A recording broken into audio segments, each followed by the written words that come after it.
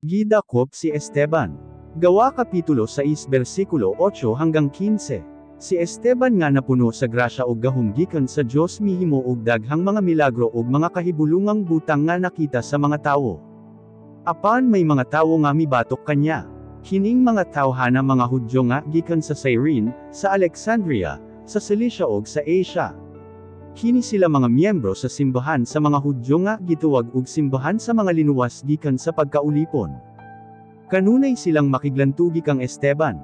Apan tungod kay ang Espiritu Santo naghatag og kaalam kang Esteban dili gayud sila makalupig kanya. Busa nanuhol sila og pila ka tawo nga muingon, nadunggan namo si Esteban nga nagsulti og dawtan batok kang Moises og sa Dios.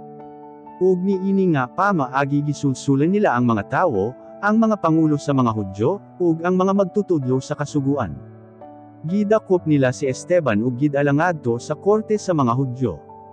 May gipasulod usab silang pipila ka tawo aron sa pagsaksi ug bakak batok kang Esteban.